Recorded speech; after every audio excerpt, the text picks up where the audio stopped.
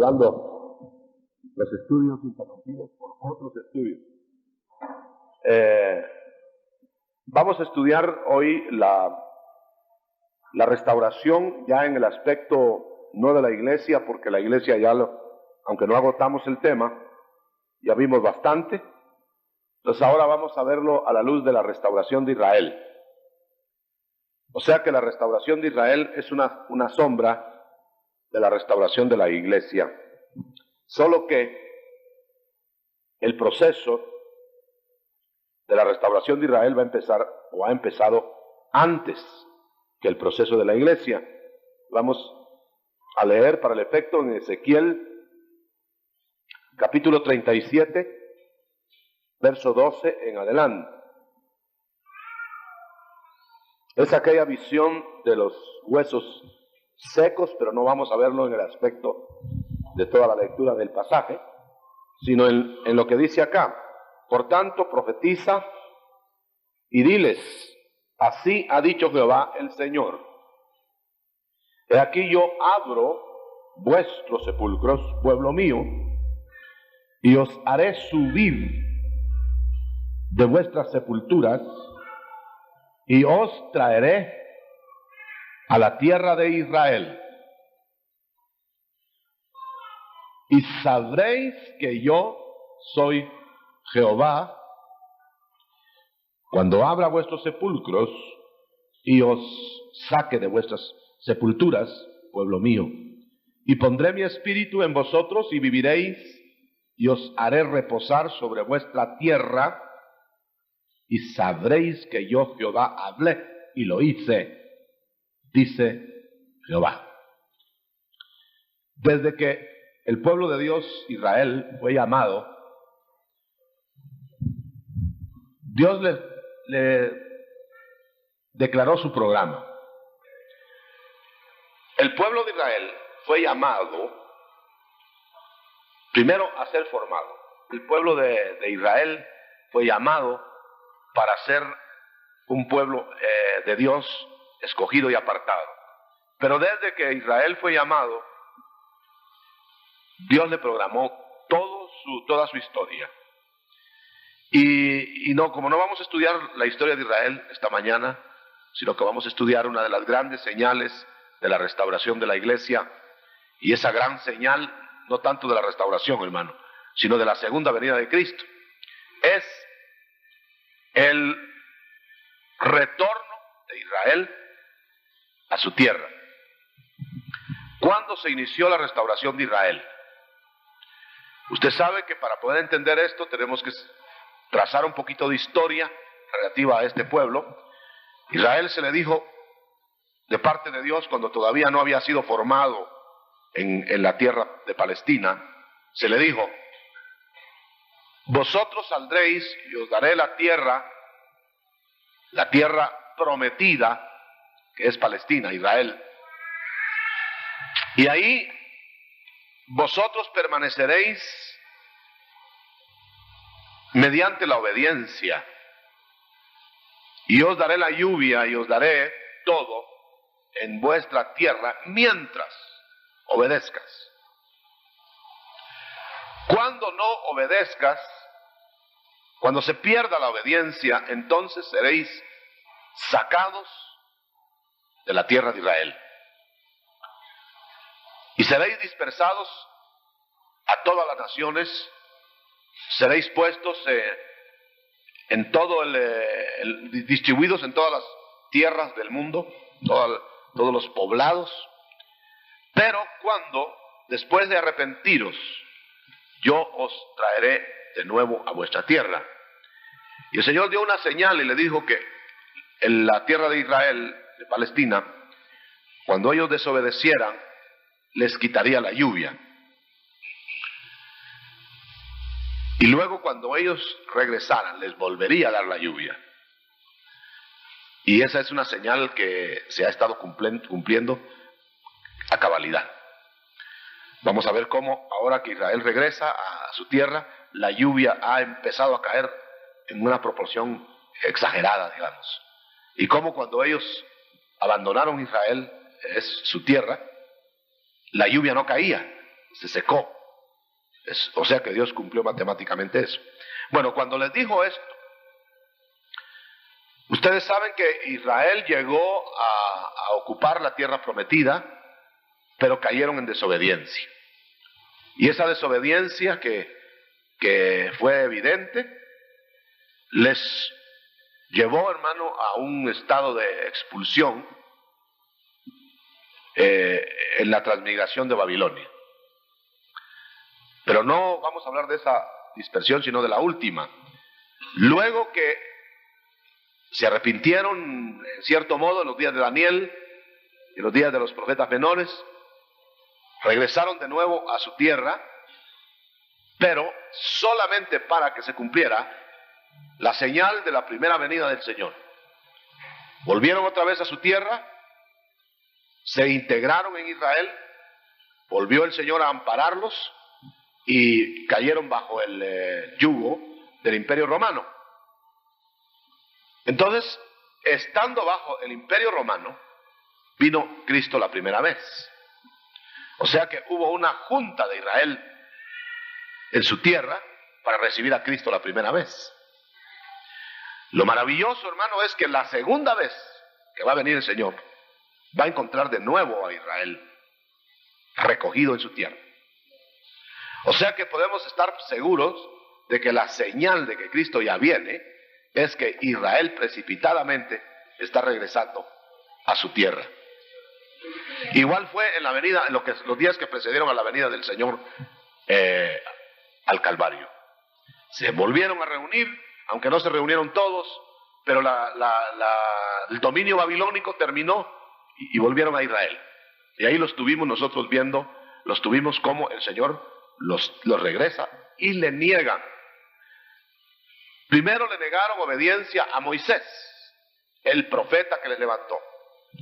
Y por esa razón, por haberle negado obediencia al Señor por medio de Moisés, solo entraron a la tierra prometida y fueron dispersados. Y luego viene ahora y le negaron obediencia ya no a Moisés, sino al Hijo de Dios, que vino, se les presentó, les ofreció su reinado y lo rechazaron. Entonces el Señor pronunció las palabras que se han cumplido hasta el día de hoy: seréis dispersos de nuevo. Vuestra casa será dejada desierta. Y fíjese que el Señor le decía a Israel, mi casa. Pero cuando les da la sentencia, les dice vuestra casa.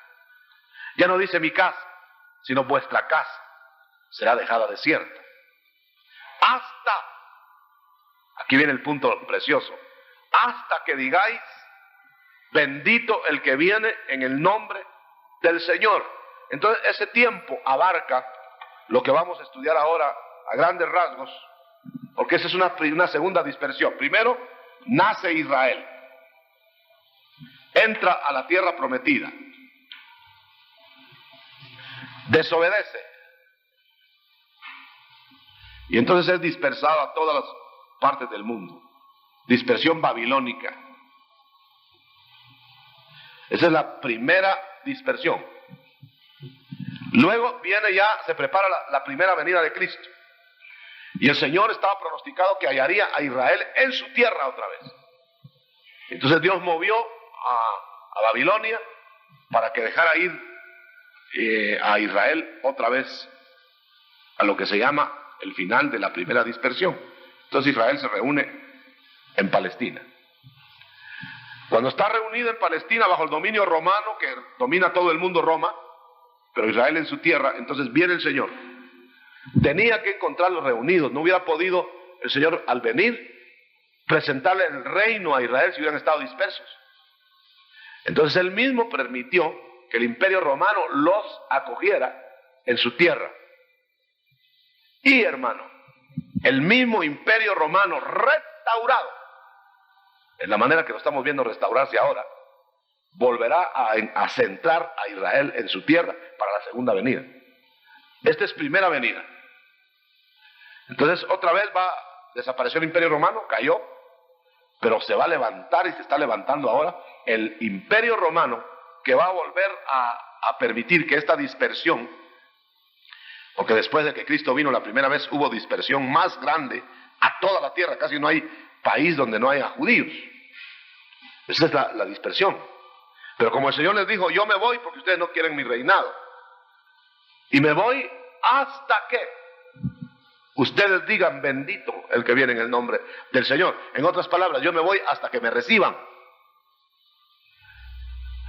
¿Cuándo lo van a recibir? Cuando surja en los finales de los tiempos el Imperio Romano restaurado. Y eso es lo que se está restaurando ahora, hermano. Las 10 naciones es el Imperio Romano restaurado. Y ese Imperio Romano hará una alianza con Israel. ¿Para qué? Para que regrese totalmente. Para que regrese con todas las prerrogativas. Ya estamos viendo hoy cómo están regresando. Y eso que todavía no se ha hecho el pacto. ¿Y qué va a pasar con eso? Que cuando regresen a Israel en el pacto con el anticristo y pasen la tribulación, reciben la segunda vez al rey, al Señor. Solo que esta vez va a venir para ofrecerles el reino y dárselos. Y por eso primero les va a derramar espíritu de gracia. Nosotros podríamos trazar minuciosamente toda la historia de Israel al detalle, hermano, por la Biblia, anticipadamente. Por ejemplo, ¿qué días estamos viviendo hoy? Estamos viviendo los días en que el Imperio Romano se está formando.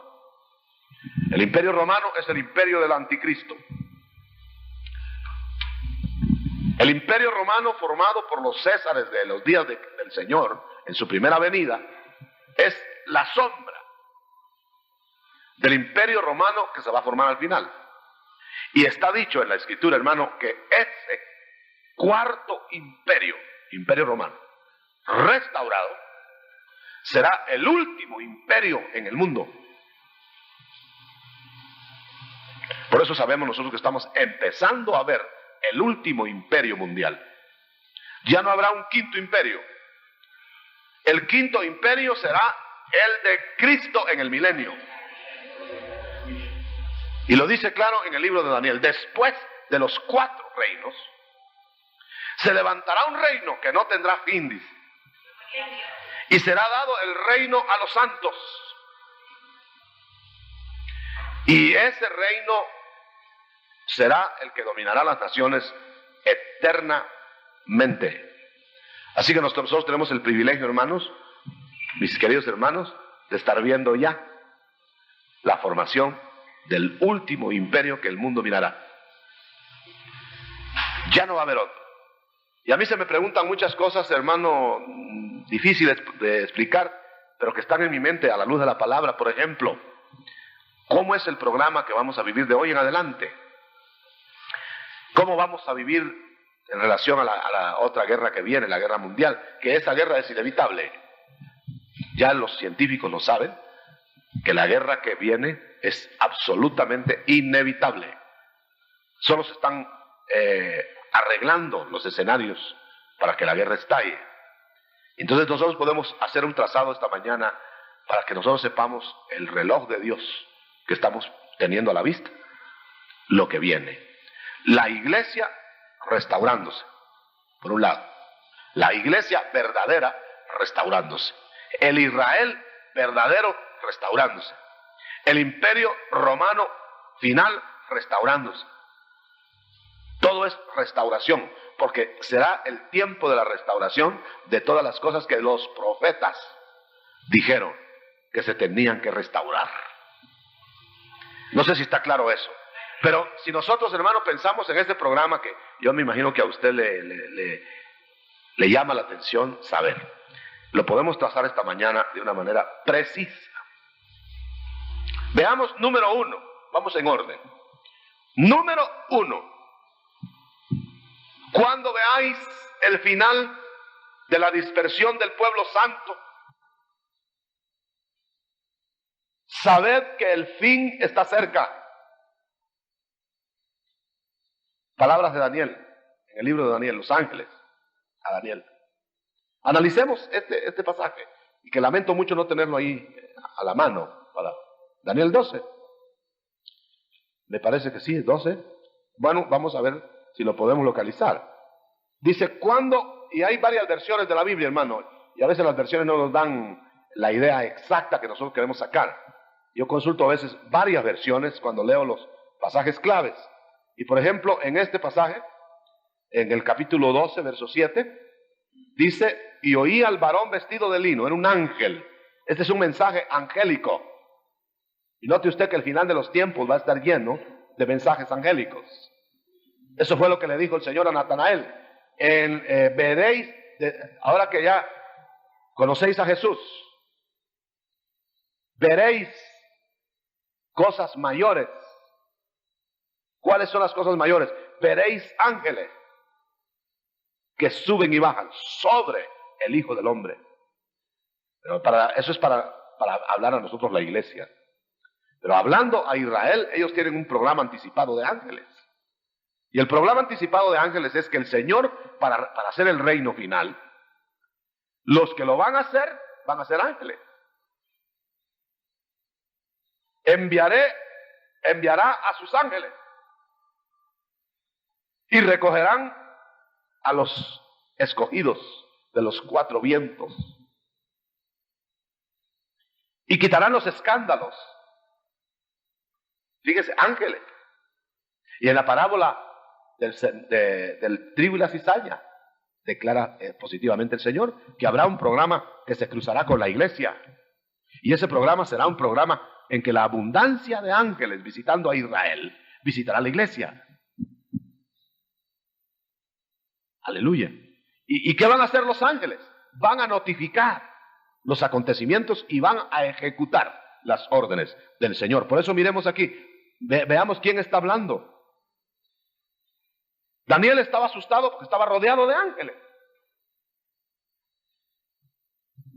Y uno de los tantos ángeles, porque había varios, había muchos, uno de los ángeles vestido de lino, que estaba sobre las aguas del río, fíjese.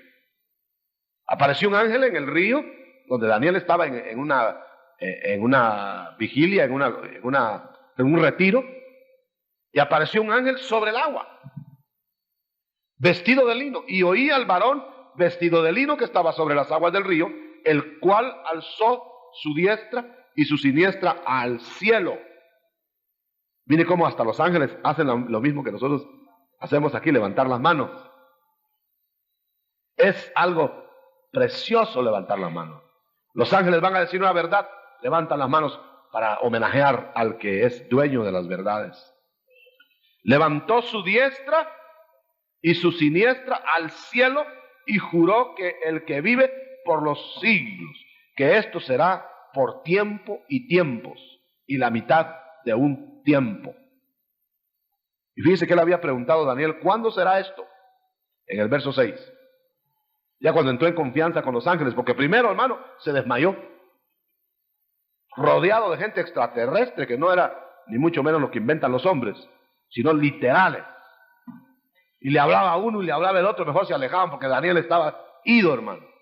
Y era un hombre valiente, Daniel.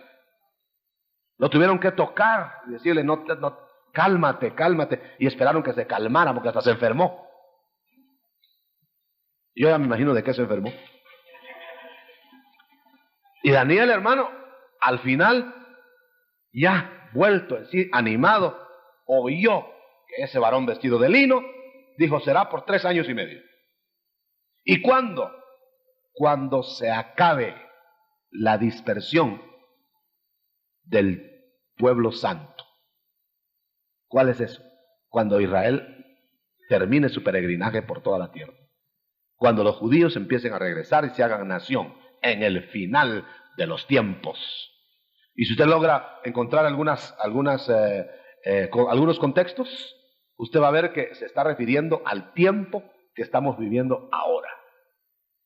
Es decir, que cuando nosotros veamos que la higuera se enternece, dijo el Señor, o sea que Israel se prepara a ser nación. Eso ya hace más de 30 años, fíjense.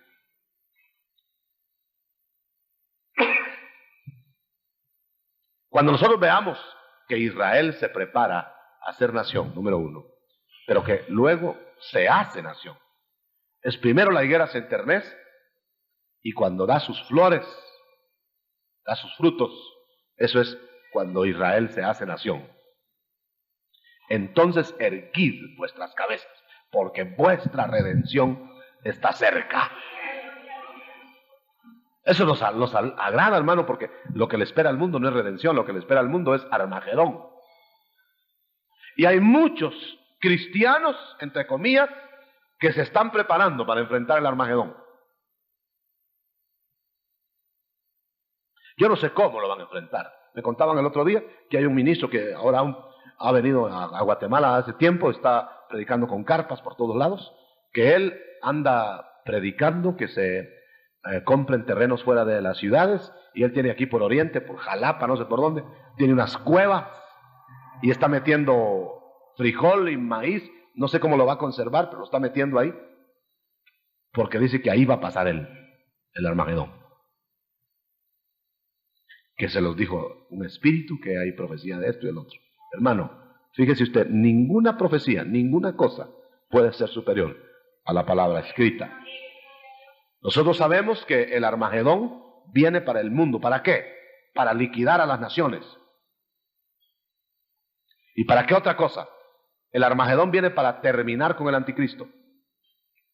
¿Qué es lo que hay antes del Armagedón? Lo que va a haber es una operación que se llama operación de error. ¿Quién la va a hacer? Dios. ¿Qué va a hacer con todos los que no amaron su palabra? Los van a confundir. Ahora, ¿usted se imagina un Dios confundiendo a la gente? ¿Si lo irá a lograr? Ahora, yo le quiero poner por oposición, hermano. Y el Dios que quiere convencer a los que tiene que convencer, ¿lo irá a lograr? ¿Usted cree que lo va a lograr? Gloria a Dios. Si el hombre convence al hombre, un gran hombre astuto, inteligente, convence a otros fácilmente. Y el Dios de la gloria, infinitamente más inteligente que todos nosotros juntos, todos, por supuesto, no nos va a convencer, hermano. Pero también la operación de error está ya montada. ¿Cómo va a operar?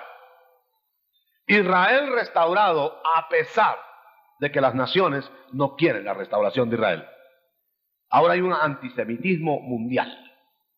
Es decir, se está formando Israel con todo lo que tiene a pesar de que todo el mundo se le opone. Y el Señor los va a llevar a una encrucijada según el libro de Ezequiel. ¿Cuál es la encrucijada? Va a hacer que Israel pierda todo apoyo humano. Y probablemente la última nación, la penúltima fue Inglaterra. Quitó el apoyo. La última nación que va a quitar el apoyo es Estados Unidos. ¿Cómo y por qué? No estoy hablando de política, estoy hablando de Biblia. ¿Por qué? Porque Estados Unidos tendrá miedo a las naciones de Europa. ¿Cómo va a suceder eso? Sencillamente, hermano, van a amenazar económicamente a los Estados Unidos para que no ayude a Israel. Y cuando nosotros veamos que eso suceda, el Señor se estará preparando para intervenir. ¿Por qué? Porque ¿cómo va a resistir una nación tan pequeña, más pequeña que El Salvador, a todas las naciones del mundo? Usted sabe que se va a escenificar, hermano, para los que no creyeron o no creen, que creen que es una anécdota de David y Goliat, se va a escenificar otra vez en el Medio Oriente el David y Goliat del tiempo pasado. David va a ser Israel y el Goliat van a ser las naciones. Y va a escenificarse la gran controversia y van a presionar de tal manera que todos los judíos, hermano, en el clímax del avivamiento de la iglesia, acuérdense que la iglesia va paralela, en el clímax del avivamiento de la iglesia, todos los judíos volverán a su tierra, es decir, una mayoría volverán a su tierra y una buena cantidad se convertirá al Señor y se sumará a la iglesia. El tema ahora no es la iglesia, entonces dejémoslos ahí sumados. Ellos se metieron a la iglesia, van a avivar el tabernáculo de David, pero sigamos la línea de lo que va a pasar de este lado. Yo quiero que usted ponga mucha atención, hermano, porque este es el programa que usted debe tener en cuenta para verla, aún para leer la prensa del día. Para leer lo que pasa en el Medio Oriente, usted tiene que poner los ojos en lo que vamos a explicar ahora. La restauración de Israel es una de las grandes señales de la venida de Cristo. A veces nos preguntan a nosotros, ¿y por qué cree usted que ya se va a acabar el mundo? Siempre ha habido guerra, siempre están con que se va a acabar el mundo. Sí, pero nunca se habían cumplido las señales que ahora se están cumpliendo. ¿Cuál de muchas? La principal, Israel de regreso en su tierra. Número 1. Número 2. Israel, según Zacarías, será la piedra más pesada para todas las naciones. Entonces, lo que va a suceder con Israel, hermano, es que Israel va a tener la fuerza bélica más poderosa del mundo. ¿Cómo? Ya las noticias del día, aunque no todos los periódicos, pero noticias confidenciales, anuncian que ninguna de las dos potencias, ni Rusia ni Estados Unidos, podrían derrotar a Israel. No porque ellos tengan algo en sí, sino que sencillamente el Señor les dio una inteligencia que ahora ha permitido que tengan un arma que no tiene ningún otro. Y esa es la razón, nosotros lo sabemos por base bíblica, que Israel no podrá ser doblegada. Será piedra pesada a todas las naciones. Y le van a hablar a Israel y decir, no, nosotros no queremos así, pero que no sé qué, y se van a ablandar las naciones. Y usted lo ha visto, hermano. Ahora han querido hacer esto y lo otro y lo demás allá con Israel. Ellos dicen no. Y Estados Unidos está dando dinero, está dando todo, y cuando le quieren poner la orden, dicen no. A ustedes decimos que no. Y el gigante se queda viendo qué otra cosa le dice. Eso no es por su linda cara. Es porque ya el Señor ha levantado la señal. Cuando viereis que mi pueblo regresa, erguid vuestras cabezas. Y esto lo dice claro, hermano, porque vuestra redención está cerca. Ese es el segundo punto, entonces. Israel como piedra pesada. Luego, punto número 3. Se levantarán 10 reyes en Europa occidental que reestructurarán el imperio romano. Este imperio romano restaurado unificará a Israel de igual manera que Roma, la Roma de los días de Cristo, unificó a Israel para recibir al Mesías la primera vez. O sea que, mire cómo será que Dios domina todo. Juntó a Israel rápido para recibir al Mesías para que lo rechazaran. Ahora lo junta otra vez. De igual manera, en la misma forma, una sombra aquello de esto, y ahora lo junta y dice, ahora lo van a recibir. Qué tremendo. Y el Israel va a ser arreglado de la siguiente manera. Como piedra pesada, dijimos número 2. Número 3, esta restauración. La restauración será que Israel se dividirá en dos partes. El Israel espiritual y el Israel carnal. De igual manera que la iglesia se dividirá en dos partes, lo que se llama iglesia. La iglesia espiritual tipo Filadelfia, preparada ya, y la iglesia carnal tipo Laodicea. O sea que el final de la iglesia será en dos puntas. Filadelfia, Laodicea. Final de Israel. Israel espiritual, tipo sombra de Filadelfia. Israel carnal, sombra de Laodicea. Mire, es una matematicidad. Luego, ¿qué va a pasar? Dejemos la iglesia que no es el tema. ¿Qué va a pasar con estos dos grupos de Israel? Que el grupo carnal será el mayoritario. Y el grupo espiritual, todavía cegado, o sea que más bien dicho, va a ser espiritual, no es espiritual, porque está cegado. Pero entendámoslo bien, uno está cegado y el otro está resegado. Para entenderlo, ¿no? Entonces, el que va a ser despertado es el cegado. Y el resegado va a ser eliminado. Ese es el remanente. El cegado actualmente es el remanente que va a pasar la tribulación. El recegado es el remanente que va a ser eliminado de la tribulación. Los van a matar por todos lados, los van a acabar. Y cuando sea terminado el remanente, la paja que está alrededor del remanente, entonces el remanente se va a cobijar en Jerusalén, en la ciudad pétrea. ¿Qué va a pasar ahí? Que entonces, leyendo Zacarías, el pueblo de Israel, y eso son casi noticias del día, hermano, va a ser metido ahí, pero antes, y este es un punto muy importante que lo debe anotar usted en su corazón, antes de llegar a los umbrales del Armagedón, sucederá algo, hermano. El anticristo no puede compartir su gloria, y como es imitador, con nadie.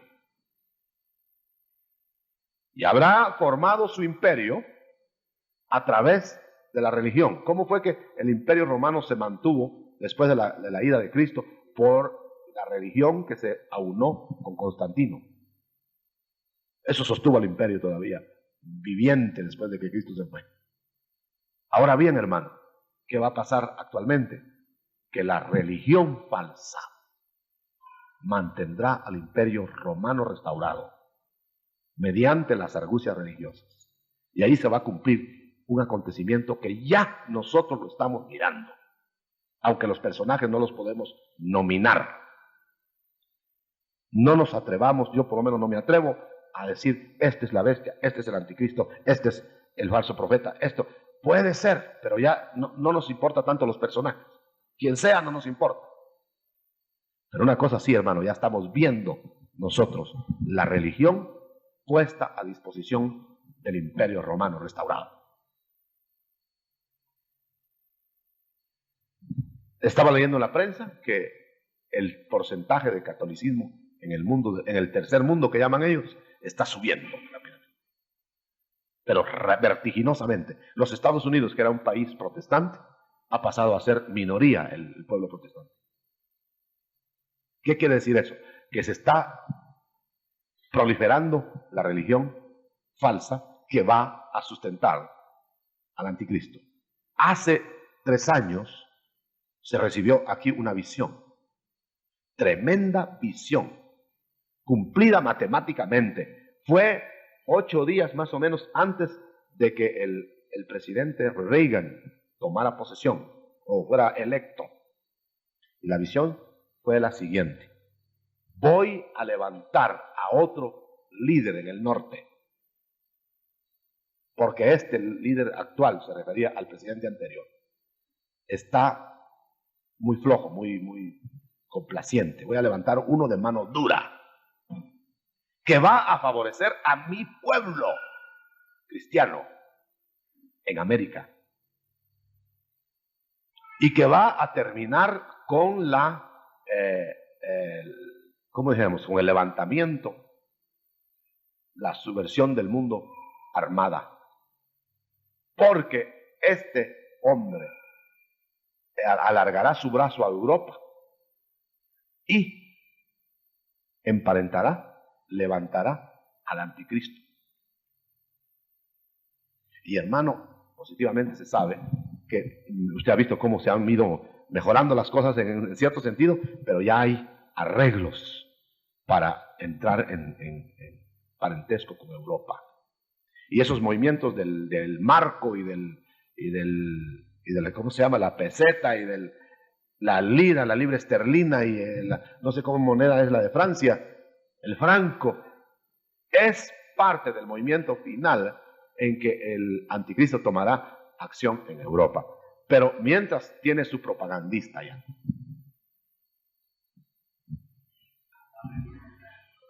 Y él está haciendo su propaganda en todo el mundo. Si vienen los del vudú, también entren a la religión. Si llegan los del África, vamos para adelante. Si llegan los de Brasil, vamos para adelante. Si llegan los brujos La Boca del Monte y de Quetzaltenango, también vamos para adelante. Y todos entran todos entran y ya se está haciendo el arreglo, hermano, para que entren los musulmanes.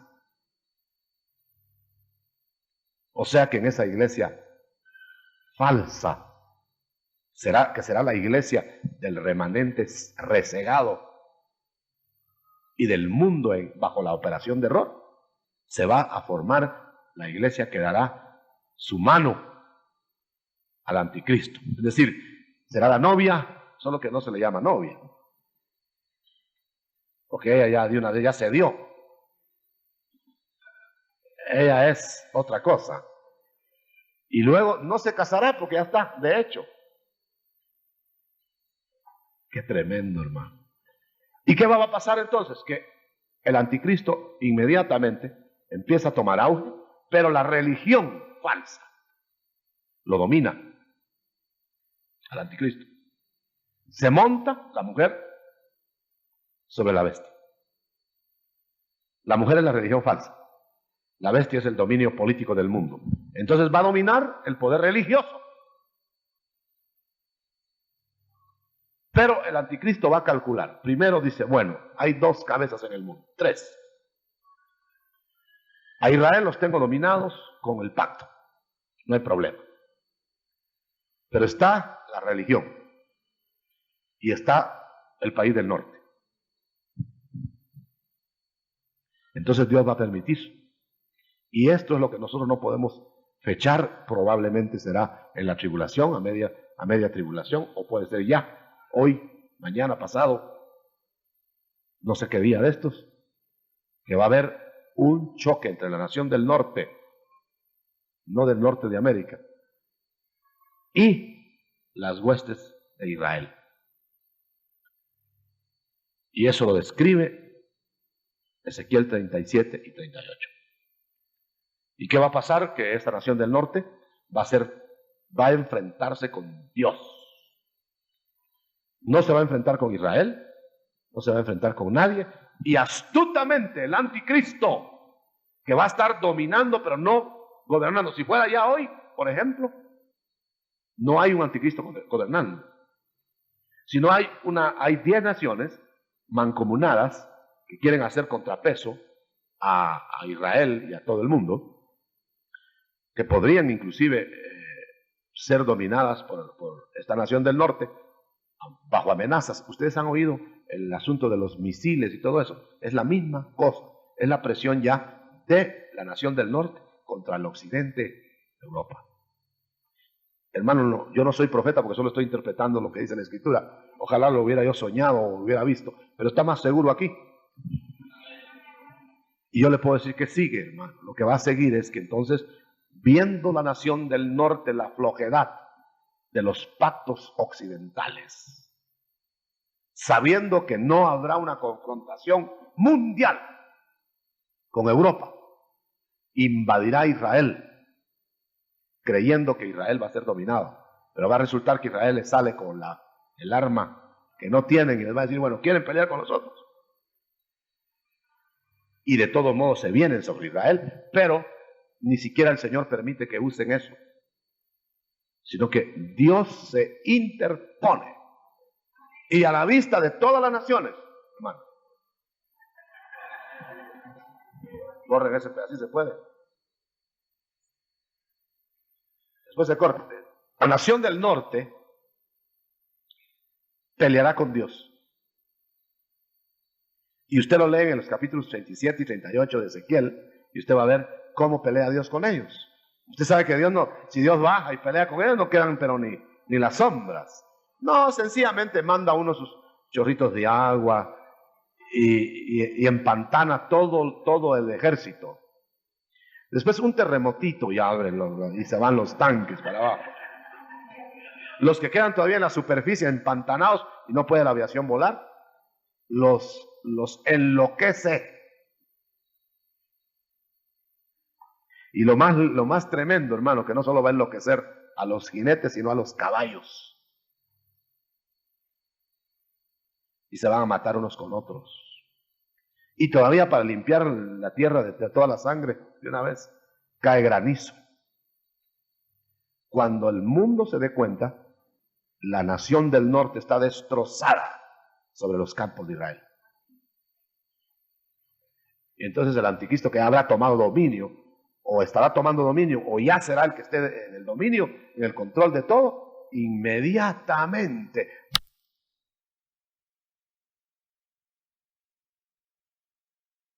¿Qué quieren, israelitas? ¿Qué quieren? Queremos la mezquita de Omar. ¿Qué más quieren? Queremos que los árabes se hagan para allá. Hacerlos para allá. Pues. ¿Qué más quieren? Pues esto y el otro. Hermano. Y el anticristo se verá forzado a tener dos oposiciones. La oposición religiosa mundial, que no será tal oposición, sino será una iglesia falsa a su servicio, pero que le hace estorbo, en cierto sentido. Y la fuerza de Israel. Gana la batalla de Israel con pactos. Esa es parte de la operación de error. Hasta los espirituales de Israel cederán y dirán, este es el Mesías. Y hacen pacto con ellos. ¿Qué es lo que van a terminar haciendo? Ustedes reedifiquen su templo, ustedes hagan su religión, y solo habrá dos religiones en el mundo, la judía y la iglesia ecuménica mundial. ¿Pero qué va a pasar a la mitad de ese tiempo? Que el anticristo se cansa de religión y se proclama el Dios de la tierra y destruye toda religión. Ahí es donde rompe el pacto con Israel. Y entonces Israel, que va a ser la única fuerza que va a estar oponiéndose, va a usar de esa arma. Y todas las naciones, léanlo en Zacarías, se van a reunir alrededor de Jerusalén. Todas las naciones, en el valle de Josafat, en el valle de Agradimón, en el valle de Megido. O sea, empieza el Armagedón. ¿Qué consiste? Consiste en que todas las naciones tratarán de tomar por asalto, encabezados por el anticristo, la ciudad de Jerusalén. Morirán 2/3 partes de los defensores. El Señor limpiará, dice ahí, capítulo 12 de Daniel, verso 10, muchos serán limpios y emblanquecidos y purificados, pero los impíos procederán impíamente. Y ninguno de los impíos entenderá, pero los entendidos comprenderán. Ese es el salvamento final del remanente. Remanente judío y remanente gentil. ¿Entenderán qué? Entenderán quién es el Mesías. Y entenderán que el que está abajo no es el Mesías. Entonces se van a oponer contra él. Pero como él tiene el dominio mundial económico, no les dejará comprar ni vender sin la marca. Ya llegamos al punto. Entonces el Señor estará esperando arriba hasta, acuérdense la promesa, no os dejaré vuestra casa desierta ¿hasta cuándo? Ni siquiera hasta el tiempo de la restauración. Hasta que digáis, bendito el que viene en el nombre del Señor.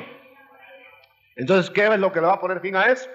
Que se rasga el cielo, desciende el Señor, y en San Lucas 12 está la parábola, desciende el Señor, y es bueno que lo veamos, y usted va a ver con quién viene.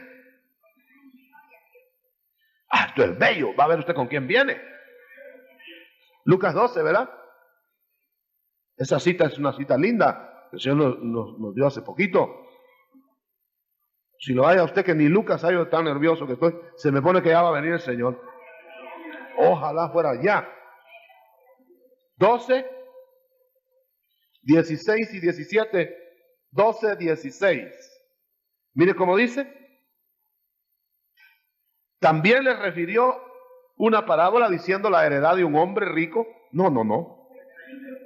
35. Muy bien. Aquí está. Estén ceñidos vuestros lomos y vuestras lámparas encendidas. Y vosotros sed semejantes semejantes a un hombre, a hombres que aguardan que su Señor regrese de las bodas, para que cuando llegue y llame, le abran enseguida. Hermano, esta no es la bienvenida de la iglesia,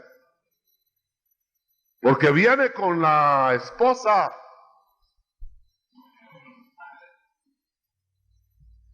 A mí lo que el Señor me dijo en ese pasaje fue eso. El pasaje yo lo había leído miles de veces, pero luego el Señor, cuando lo abrí esa vez, estaba pensando en estas cosas. Me dijo, mira, ¿de dónde viene?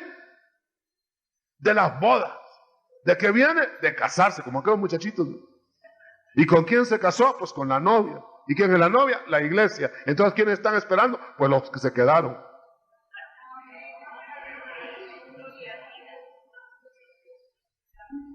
De una vez le dije, amén, le dije de una vez. Me afirmó el Señor, me dijo, mira esa parábola. Quieren entender que esto no es para la iglesia. Hermano, el movimiento con que dónde va a ser el rapto, para allá, para acá, ponen a cada rato para allá, para acá, ese es pueblo que se va a plegar a la iglesia falsa. ¿Por qué? Porque la iglesia falsa no cree ni en rapto, ni en milenio, ni en nada de eso. ¿Sabe por qué no lo cree? Porque ellos no están esperando al Mesías que viene de arriba. Están esperando al que sale del mar, de las naciones.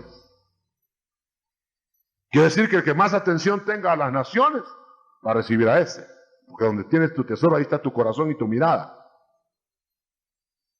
Nosotros no estamos en esa actitud. ¿Dónde estará? ¿Dónde estará? Por eso dice, no vayáis cuando digan, ahí está, allá está, allá está. No es aquí, allá, allá.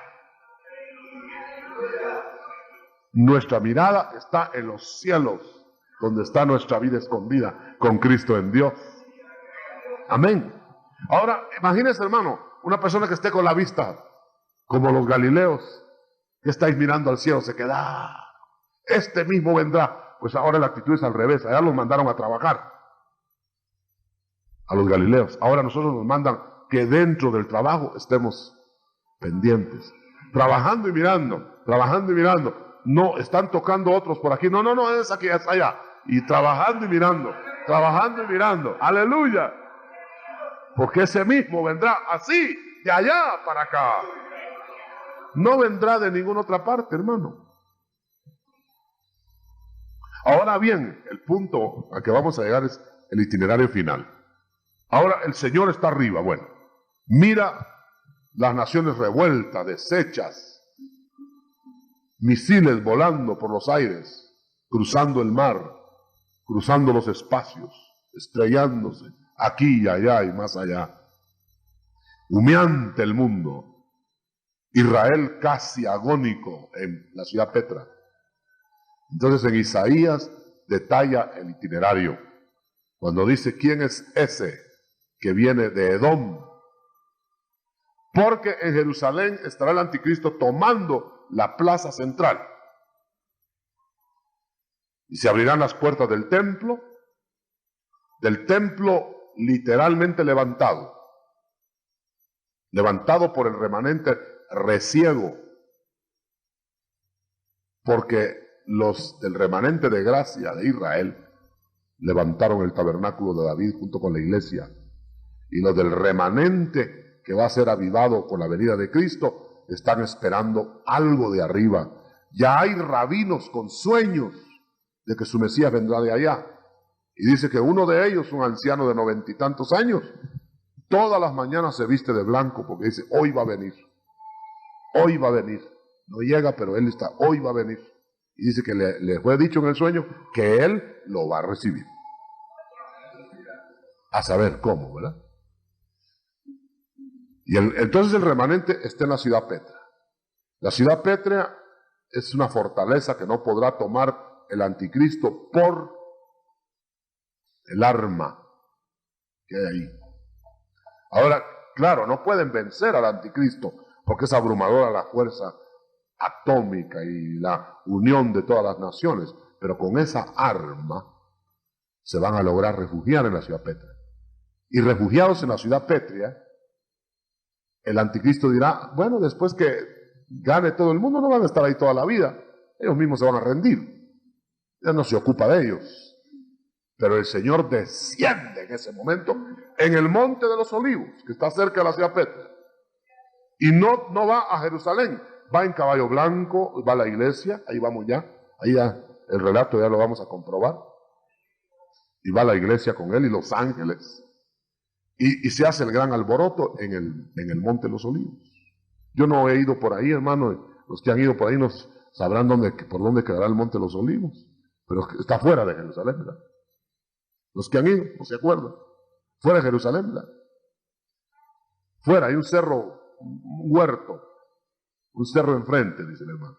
Entonces ahí descenderá el Señor, y el anticristo, por estar metido entrando al templo y con el alboroto de sentarse en el trono, hoy le llegarán las noticias, algo está pasando allá afuera. Entonces ya las naciones que están rodeando Jerusalén, terminando la batalla, los cañones enfilarán para donde está el alboroto, algún satélite, algún platillo volador, ¿qué será? Es el Señor descendiendo. Y descenderá en el monte de los olivos y se va inmediatamente, da el itinerario de la Biblia, a la ciudad pétrea. ¿A qué? A mostrarse a su remanente. Y aparece en medio de la ciudad pétrea, ahí van a estar los rabinos, los ancianos que están esperando y todo el mundo, y van a decir, bendito el que viene en el nombre del Señor. Entonces el Espíritu de gracia se derrama. Y ahí es donde le pregunta al Señor, ¿y ahora qué hacemos? Yo soy el que ustedes hirieron. Jesús. Ese es el momento que José escenificó cuando llamó a sus hermanos. Los hermanos creían que no era, que saber quién era. Entonces les dijo, señores, yo soy José, el que ustedes vendieron. Y Jesús les dirá, yo soy Jesús, el que ustedes crucificaron. Encabeza la batalla, que no va a ser batalla, los angelitos van a ir adelante de una vez, despescuezando gente que está ahí. ¿A dónde se va a ir el cortejo? A Jerusalén. Y baja por la bajada del Monte de los Olivos, en donde entró en la borriquita, ahora entra en caballo blanco, y se abre la ciudad de Jerusalén, y el anticristo sale, y con el resplandor de su venida, cae. Ahí lo aprisionan inmediatamente, y ya tienen amarrado también al falso profeta. Mire, y juntos los lanzan al lago de fuego. Y el Señor toma posesión de Jerusalén. ¿Qué sucede inmediato? Sucede que le presentan el trono de David.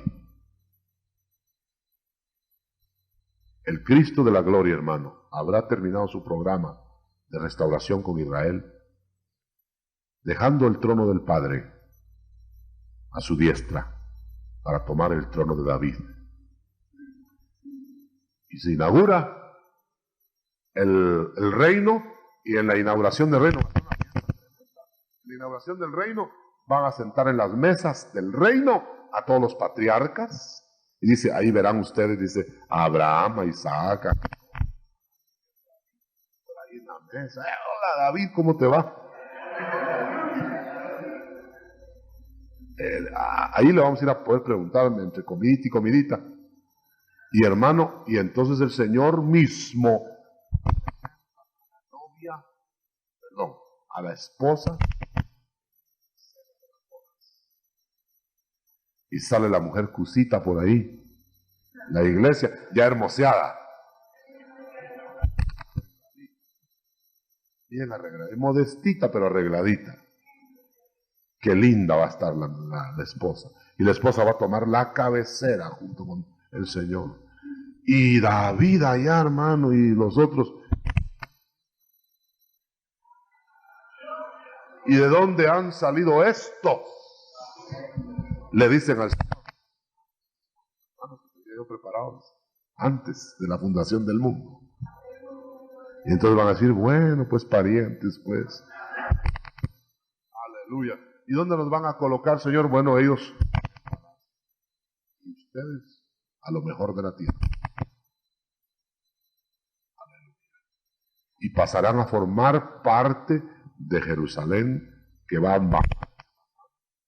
Pues baja, ¿verdad? No es ahí que baja. Ahí se queda a cierta altura, iluminando la ciudad actual de Jerusalén. Gobierno mundial del quinto imperio. Así que ustedes pueden estar seguros que nadie formará un quinto imperio en la tierra. Nadie dominará la tierra. Los grandotes que hay ahora. Nadie. Ni el occidente ni el oriente. Ninguno. Sino el Señor Jesús. Esa es la restauración de Israel. Total restauración. De tal manera que entonces ahí, hermano, la iglesia empieza a gobernar con el Señor la tierra. Los 12 apóstoles son llamados de urgencia por teléfono, que se presenten en el término de la distancia y estarán y les distribuirán cada tribu. Y es curioso que la Biblia no dice qué tribu le tocará a cada uno, ¿eh? Lo van a hacer apóstol por tribu. Gobernarán Israel, dice, durante el milenio. Y habrá una regencia de David. Y luego, al final, como habrá nacimientos en el milenio, también ellos tienen que hacer su profesión de fe o ser eliminados. Y la muerte estará aseptizando la tierra. La muerte estará rondando por todos lados, porque el que peque muere, porque no será ya más tiempo de gracia. Todo pensamiento que vaya al mal, automáticamente con su infarto respectivo, de una vez, y morirán todos los pecadores, dice. ¿Y qué va a quedar entonces al final? Van a quedar los que se resisten, que a la última hora se resistieron. Entonces baja fuego del cielo, los destruye, trasladan a todos los habitantes del mundo. Nosotros me imagino que nos subiremos a la ciudad santa, no sé cómo, pero todos los habitantes que van a ser salvados tendrán que ser quitados ahí, porque va a ser el holocausto de la tierra. Y toda la tierra será quemada. Los elementos pasarán con grande estruendo, los elementos ardiendo serán deshechos, y todo lo que hay en el mundo no quedará más, ni más memoria. Se suprimirá el mar, y entonces se trasladan a los impíos resucitados, de urgencia también. Tribunal de fuero especial. De una vez. Y ahí los colocan y los condenan. Y dice que después de 1000 años atarán al diablo, lo lanzarán en donde estará, ya con 1000 años de estar pagando en el lago de fuego, el anticristo y el falso profeta. Y luego ponen al tercero en discordia ahí. Y estarán los tres hasta el fin.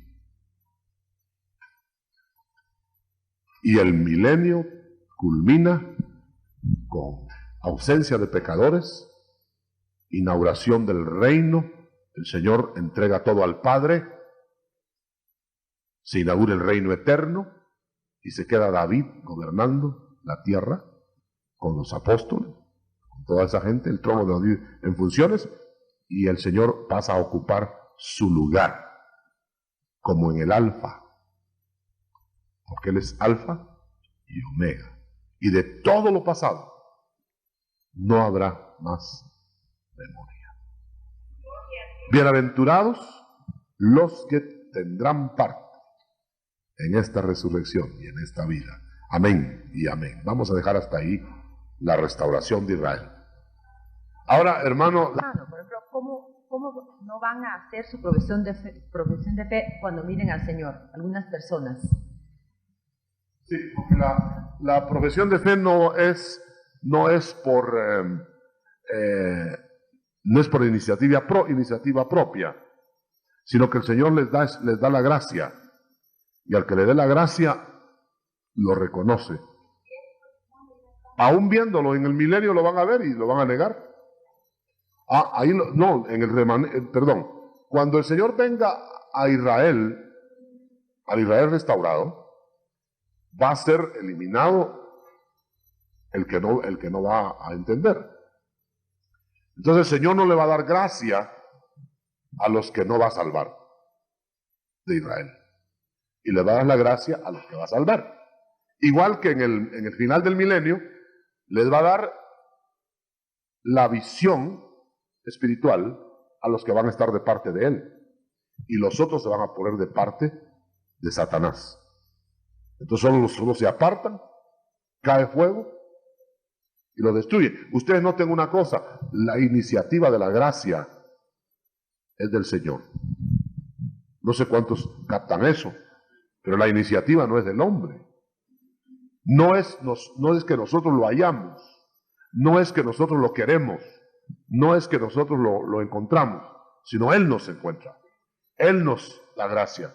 Dice, me amasteis, claro, me amaste, pero yo porque yo os amé primero. Siempre sale adelante. Él dice, ustedes me quieren porque yo ya les dije que me quisieran, porque yo los quiero. El que no lo quiera, pues ya está anticipado que el Señor no lo tocó. Ahora, no lo tocó, no sabemos las razones, en la voluntad de Dios. No lo tocó, pero el caso es el siguiente, que el que no haya sido tocado, de todos modos es culpable. ¿Culpable de qué? De rechazar al Señor, de no querer nada con el Señor. No hay quien busque a Dios, no hay ni aún uno. Tiene que hacer el Señor que lo busquemos. Dice una parte de Jeremías, dice, sálvame Señor y seré salvo. Sálvame y seré salvo. Llámame, sedúceme y correré tras de ti, dice David. No puedo correr detrás de ti si no me seduces, si no me vences. Aleluya, hermano, qué lindo eso. Así que nadie va a estar ni en el cielo ni en el infierno obligado. No, el Señor nos va a seducir, y a los que no seduce lo van a odiar al Señor y se van a su lugar. ¿Alguna otra? Usted dijo que vamos a estar todos en Jerusalén, la iglesia y todo, ¿verdad? Sí. Pero yo pensé algo así, por ejemplo, ¿cómo vamos a caber? Exactamente. Bueno, yo a veces me pregunto muchas cosas, cómo vamos a sostenernos en el aire.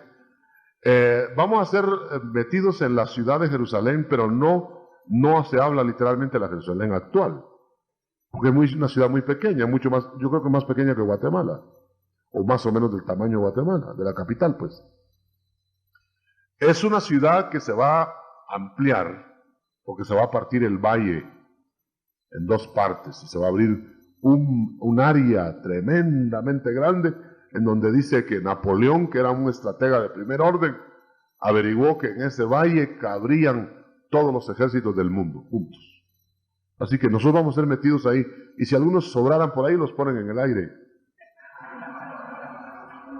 Les ponen unas plataformas ahí, no hay problema. El Señor, acuérdense de otra cosa, que se van a suprimir los mares. Eso va a ser hasta el final, ¿verdad? Y entonces todo lo que es mar van a ser llanuras y van a ser ocupadas por gente. No sé qué cantidad de habitantes podrá retener el mundo, no sé, no. Hay quienes hacen cálculos estadísticos de qué cantidad es la máxima cantidad que el mundo puede contener. Pero ya quitando los mares, que son 2/3 partes, va a haber una ampliación enorme para la gente. Y aún así no va a alcanzar, porque es de ahí donde nace que se van a ocupar todos los espacios siderales. Todo lo que hay fuera de las moradas de la Tierra van a ser ocupadas por habitantes. Ahí nos vemos en más de alguna de esas galaxias. Hermano Otto, usted habló de una guerra mundial. Entonces yo quería saber si el Armagedón tiene que ver con esto. ¿Cuántas guerras mundiales han habido? Dos, ¿verdad? La tercera guerra mundial es el Armagedón. La otra que hablamos de la nación del norte, esa no va a ser guerra mundial. Esa va a ser una invasión como están habiendo ahora en Afganistán, en Irak. Todo eso son invasiones parciales que parecería como que fuera a ser el detonador de la guerra mundial, pero no, porque el anticristo va a dominar todo eso. No va a haber problema, más que allá, pues, y probablemente alcanzaremos nosotros algunas consecuencias, pero la pelea va a ser de armas atómicas tácticas. Yo no entiendo mucho de eso, pero dicen que las armas atómicas tácticas son armas reducidas, de tal manera que solo destruyen las áreas de combate, pero son atómicas. En cambio, las armas de destrucción que hay, si las detonaran juntas, dice que volaría en pedazos el mundo. Y de repente que se van a usar al final, pero ya eso ya nos tiene nosotros sin cuidado. Amén. ¿Alguna otra pregunta, hermano, de este programa tan complicado? Ya. Siéntese, mi hermana, aquí está su lugar. Mire, hermano, ¿declara la Biblia algún lugar específico del lago de fuego y el infierno? O sea, dentro de la tierra, en el universo, ¿hay un lugar especial? Sí, hermana, está bien claro eso en la escritura. Quisiera una borradita. Gracias, hermano. Vamos a hacer ahí un diagramita rápido para ver cómo es. Es una pregunta que me la hacen mucho y yo creo que es mejor que la dejemos bien aclarada. Este asunto, así está la tierra. En el centro de la tierra está el Seol, o Hades. Es lo mismo. Esto es en griego, uno en hebreo, otro en griego. Ahora, aparte de estos lugares que no se sabe dónde, de este lugar, que no se sabe dónde, está el Tártaro, el abismo, pero eso parece que son lugares de depósitos de demonios, de ángeles caídos, pero hablemos de lo humano. Entonces vino el Señor en la cruz, y cuando Él murió, bajó aquí, solo que esto está dividido en dos. Este es el Sheol propiamente dicho, o infierno provisional. Este es lo que le dijimos, el segundo cuerpo. Aquí está el segundo cuerpo. Ahora, Pavón, lago de fuego. No se sabe en dónde está. Dice que es en uno de esos grandes espacios que hay, sin estrellas y sin nada, abismos que hay en el universo. Entonces, cuando Cristo vino, bajó aquí y les dijo a ellos, me los voy a llevar a ustedes. Abraham, David, todos estaban ahí. Y a nosotros les dijo, ustedes se quedan para ser trasladados a su lugar, a su debido tiempo. Entonces se llevó el paraíso cuando resucitó. Salió y se llevó el paraíso al tercer cielo, o paraíso. Este fue el que Pablo fue a visitar. Entonces, ahora todos los que mueren, sus cuerpos se quedan en el sepulcro, pero sus almas van, si son impíos, al Sheol. Y si son cristianos, van directamente al paraíso. De una vez. Pan American y sin escalas. Aquí van vía Viateca.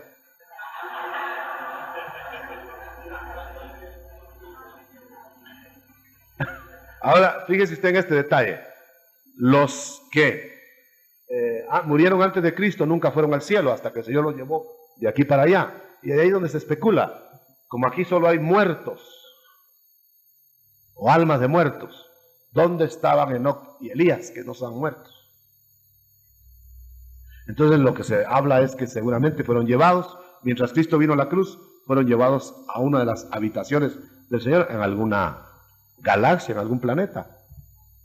Y no precisamente solos como exiliados, no. Han de haber habido con quién platicar. Hay muchas deducciones ahí preciosas. Pero luego, ¿por qué podemos probar que esto es en el centro de la tierra? Porque cuando el Señor enjuició a los de Coré, dice que la tierra se abrió y bajaron al Seol. ¿Para qué se iba a abrir la tierra si el Seol está en otro lado? Y luego dice descendieron vivos.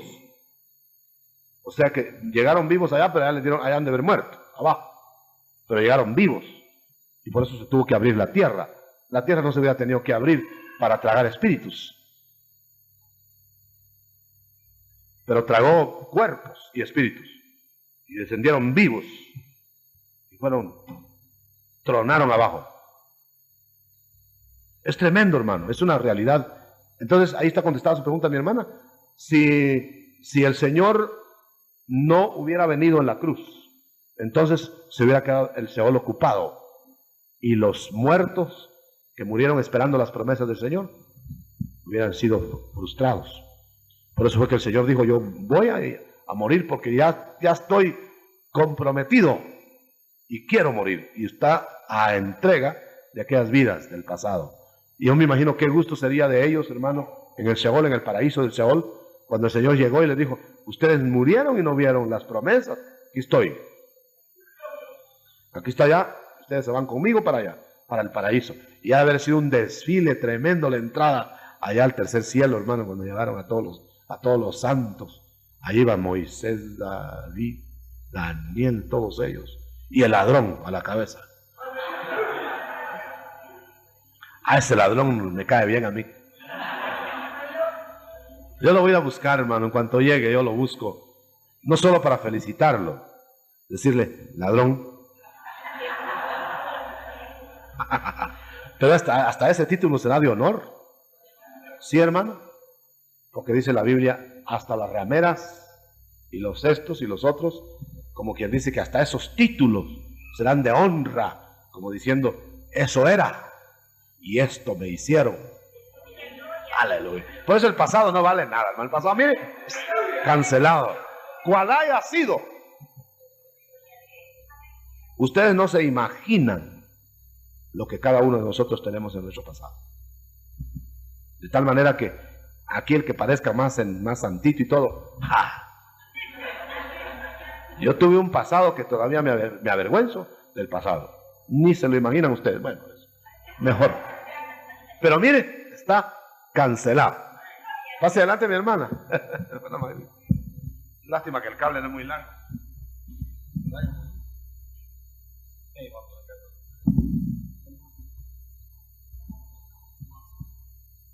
Lo que van a preguntar acerca, hermano, los días aquí no pediste.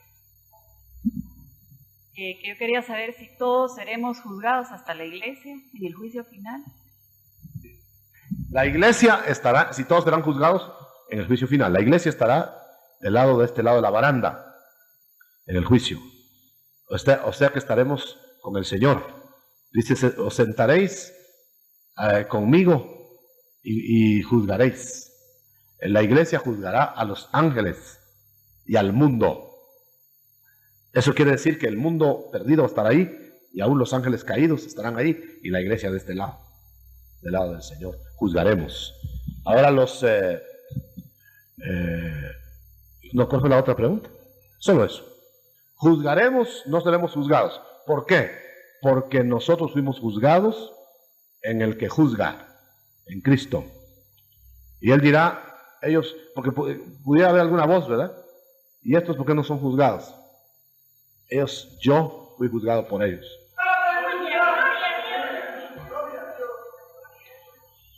Yo pagué. Y si no les gusta, pues que no les guste a ellos, ¿verdad? A los del otro lado. Pero les va a decir, bueno, yo pagué y yo soy el que juzgo. Así que yo no les estoy dando una canonjía. No están exentos de culpa, sino que yo pagué y entonces los perdono.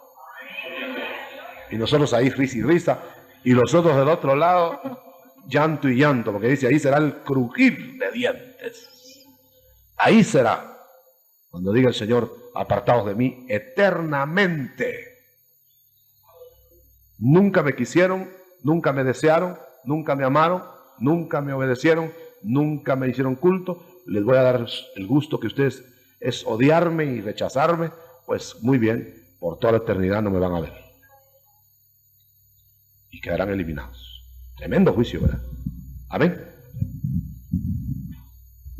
Es que cuando estos cristianos que murieron antes de Cristo y bajaron al Seol, ellos estaban dormidos o sufrieron o qué.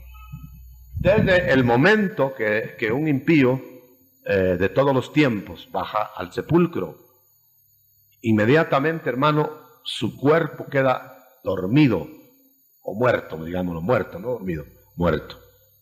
Inerte, sin ninguna sensación, sin ninguna sensibilidad. A eso se le llama estar pues descansando. Como dice, en paz descanse. Se están refiriendo como que en el sepulcro hay una paz. En realidad es la paz del cuerpo. No hay ninguna acción ni reacción de tipo corporal. Pero la parte espiritual, que es la que realmente siente, la que hizo sentir a ese cuerpo, la que hizo pensar a ese cuerpo, todo lo espiritual bajó al Seol o al paraíso de Dios. Y ahí estará esperando hasta que el cuerpo le sea unido. En los hijos de Dios, el cuerpo resucitado con vida eterna, completamente glorificado para vida eterna. Y el impío solo será levantado sin vida eterna. Porque la vida de Dios, Dios se la niega. Se la va a negar a ellos. Los resucita para el lago de fuego. Levanta sus cuerpos para el lago de fuego. Y la prueba, usted sabe que a veces hay polémicas teológicas que dicen, bueno, el infierno, pues si hay almas, entonces las llamas deben ser imaginarias y que no sé qué, y hacen burla. Pero la Biblia declara que van a haber cuerpos ardiendo en el infierno. Dice literalmente, temed a aquel que puede echar tu cuerpo y tu alma al infierno. Entonces no es solo depósito de almas. Ahora sí, porque es provisional. Pero el infierno que viene, el lago de fuego que viene, es depósito de seres restaurados para tormento. Lago de fuego. Hasta llega la declaración de la Biblia, que es cosa tremenda. Por eso es mejor salir ahora a flote, ¿verdad? Amén. Gracias, hermana. Otra. Hermano, tenía la inquietud de saber que cuando venga el Señor en su segunda venida dice que todo ojo le verá. O sea, todo, ¿en qué forma, hermano? Como tan grande que es el mundo. Redondo. Sí, por ser redondo nos van a estar boca abajo, arriba. Pero la verdad es que el Señor, en primer lugar, para Él no es difícil. Si para el hombre ya no es difícil que todos vean al mismo tiempo encima del globo terráqueo la imagen de una persona, y si el Señor querrá usar ese medio, pues lo usa vía satélite. Pero yo creo que no va a tener necesidad de usar medios humanos.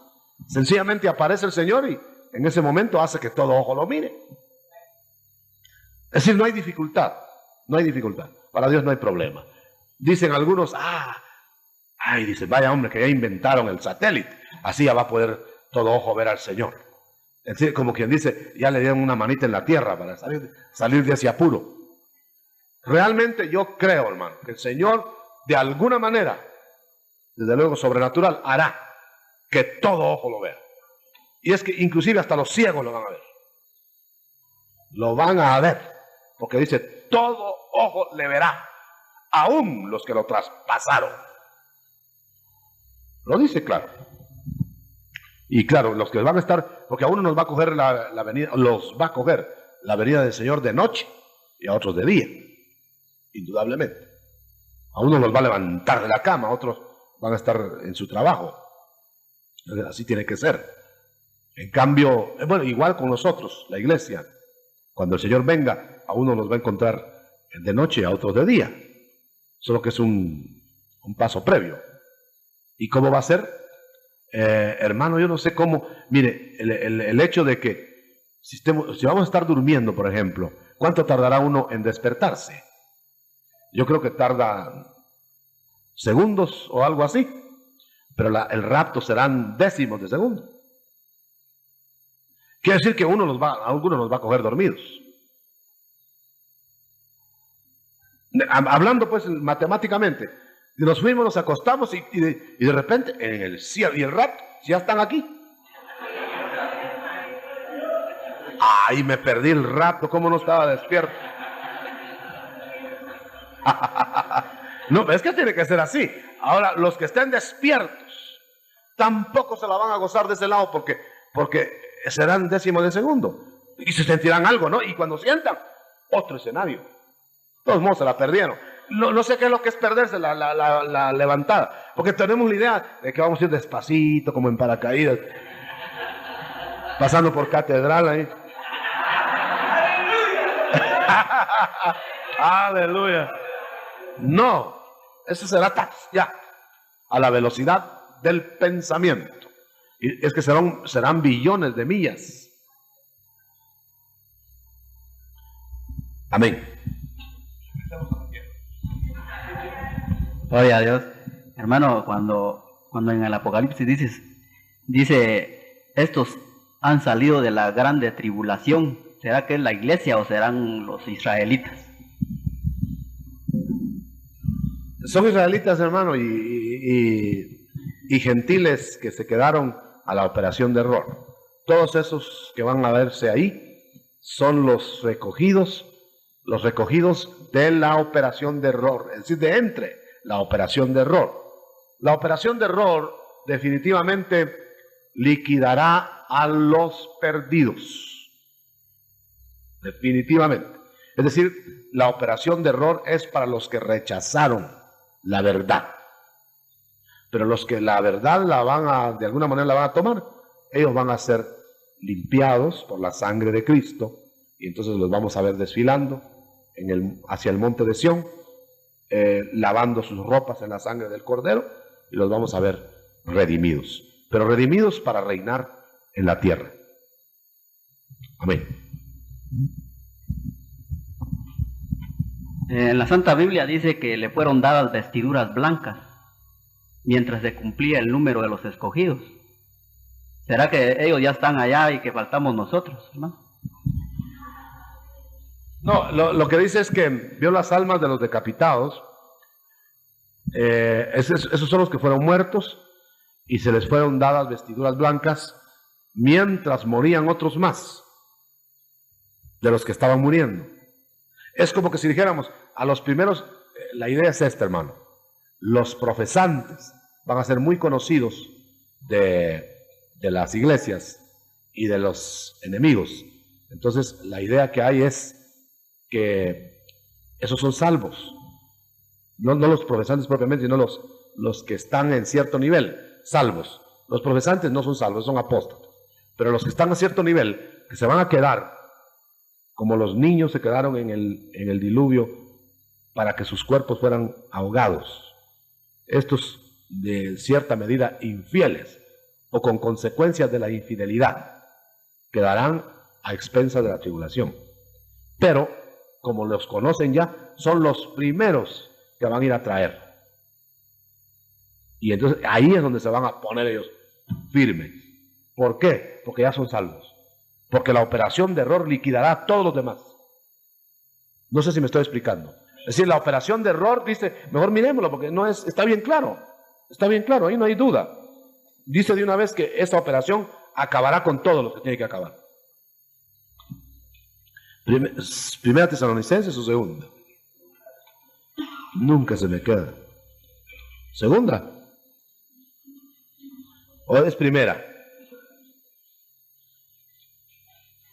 Entonces dice, segunda 2:11. Sí, dice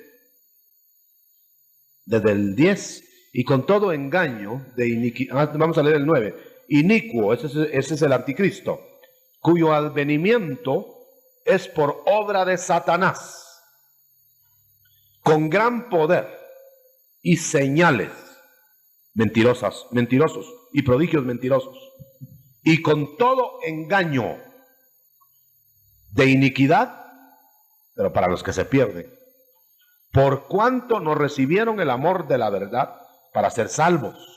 son los que rechazaron la verdad en la gracia. Por esto Dios les envía un poder engañoso para que crean a la mentira, a fin de que sean condenados todos los que no creyeron a la verdad. Todos. De tal manera que los que van a quedar intactos en medio de esa operación de error son los salvos infieles. Por eso dice en primera de Pedro, el justo va a tener dificultades, pero no escapar. ¿Y dónde irá a parar el infiel? Y el pecador. Clasifica dos. El infiel es alguien que tuvo la verdad y la fidelidad y la perdió. El pecador es el que nunca la alcanzó. El que nunca la alcanzó. Ahora, desde luego, esos que van a ir de vestiduras blancas, siempre por la misericordia de Dios, el Señor les va a cubrir con su sangre para que sean sacerdotes en el reino. Amén. ¿Alguna otra pregunta, hermano? ¿Ya quedó claro eso? Parece que sí quedó claro. Muy bien, entonces vamos a invitar a que cierren sus ojos.